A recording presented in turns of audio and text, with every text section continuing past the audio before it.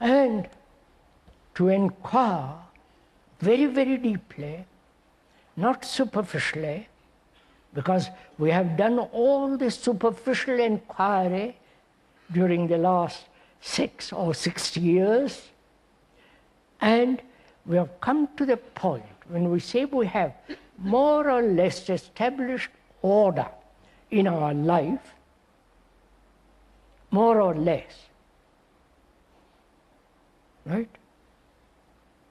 And as we go along, we'll establish greater order.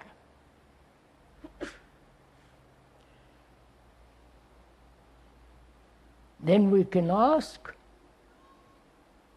what is the religious mind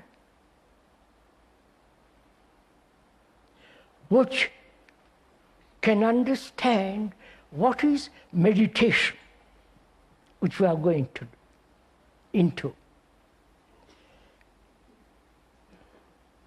Within the last, perhaps 10, 15 years, that word has become very popular in the West. Before, only very few who had been to Asia or India talked and inquired their form of meditation. Because the Asiatics and the Hindus have said, we'll call the Hindus and the Asiatics one word, Asiatics. Asiatics have said, only through meditation can you come to understand that which is timeless, which has no measure. But during the last 10 or 15 years,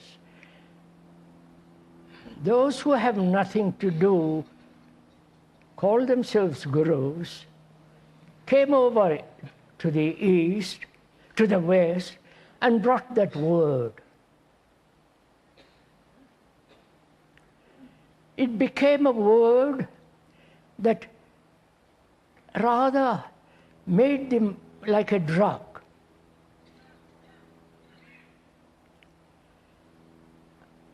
The word meditation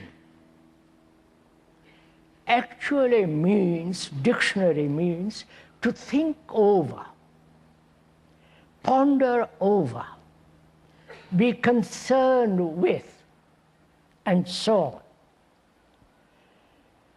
And these people who brought that word from the East said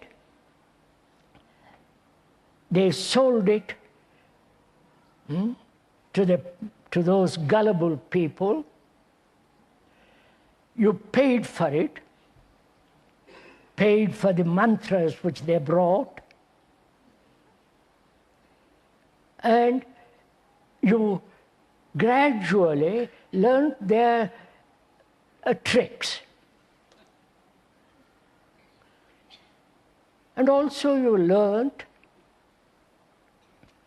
the various mantras which they brought along. You know the word, I'm sure, like guru, mantra, meditation is part of the daily common coin.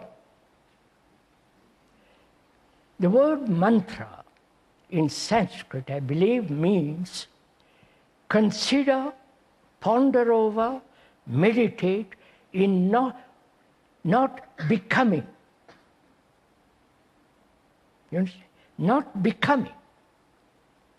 And also that word means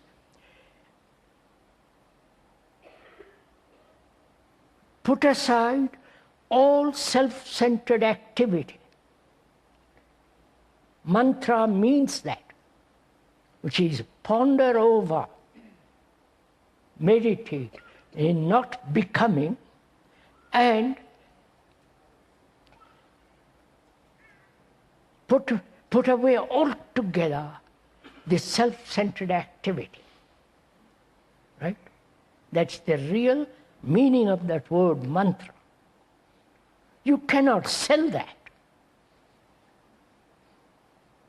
You cannot go to somebody and say, give me money and I'll tell you. And those people who have done it have become enormously rich people.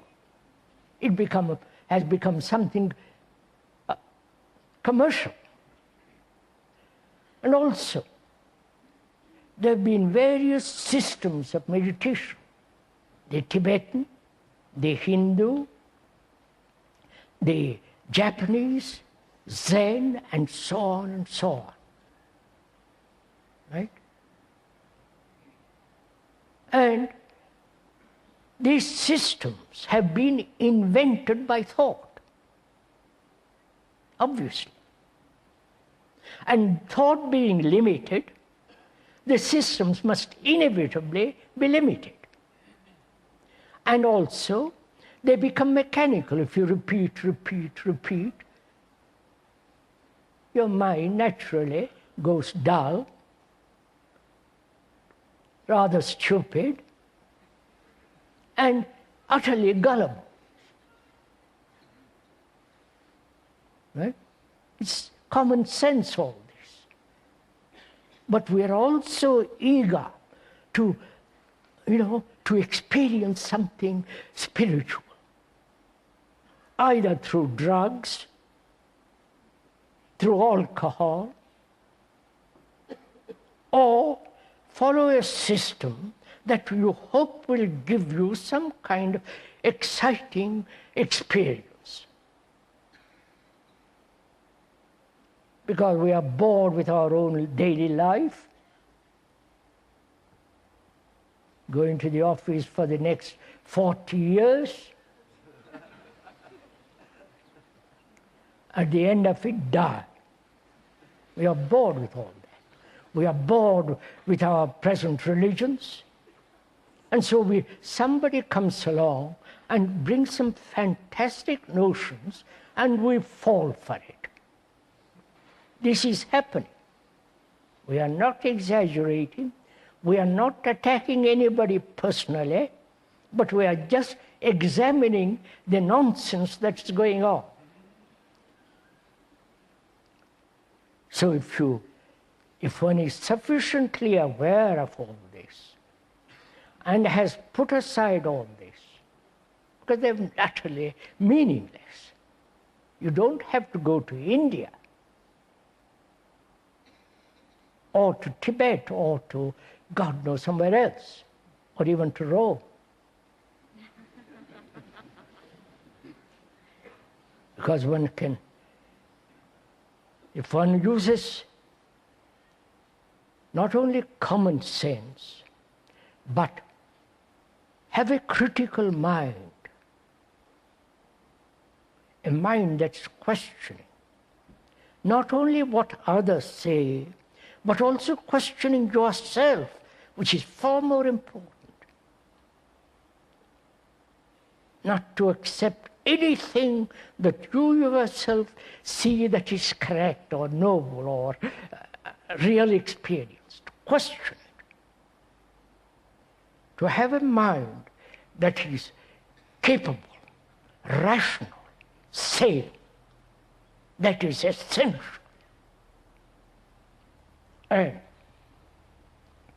to have a mind that's free from all the illusion, a form of self-hypnosis, if that is possible, in a world that's more or less gone mad, violent, terror, wars, the atomic bomb, and the computer that is going to take over all the activities of thought. Then what is a human being? The human being has lived on thought.